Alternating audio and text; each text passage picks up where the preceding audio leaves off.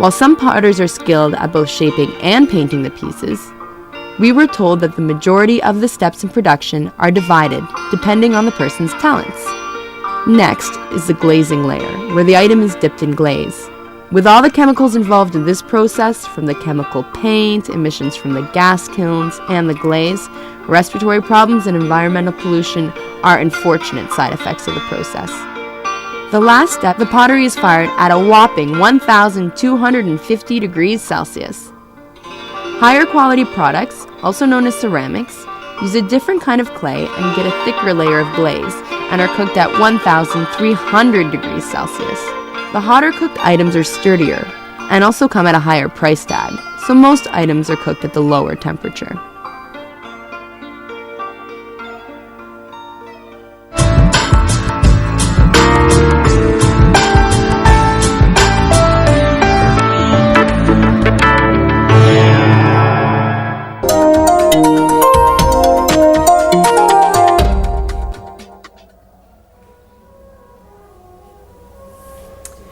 Well, if I wasn't allowed into the last temple, at least I'm allowed into this one.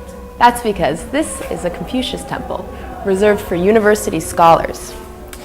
Mandarins of the past, scholars with university degrees, used to come here to pay tribute to their teachers and also to discuss issues. And then their disciples, the two side rooms, were reserved for their disciples. Now, one thing that you can't miss about Trang is these tiny little alleyways. Now, I'm told the reason that these are built so small and in such a labyrinth shape is because it was a very rich village, obviously, being very successful in business, and so they built these small alleyways in this maze-like village to make it really hard for thieves to try to get away.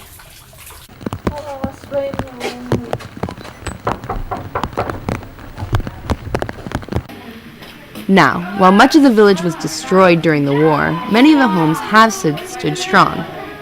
Here at Mrs. Lamb's house, it stayed in the family for a generation, and it dates back an amazing 300 years.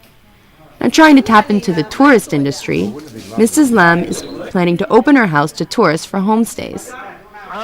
In the process, she's been learning a lot about the history of her home.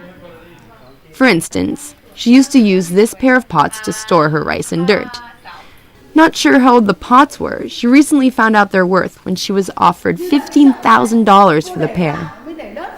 Not wanting to sell the family heirlooms, she figured it was a good idea at least to empty out the dirt and keep them in a slightly safer spot. The villagers keep their tea warm with what I can only think to call a bamboo tea cozy. Essentially, it's a padded bamboo box with a hole in it for the teapot. The ones being shown to me here are 20 and 70 years old. My friend also told me that the village has its own local tea.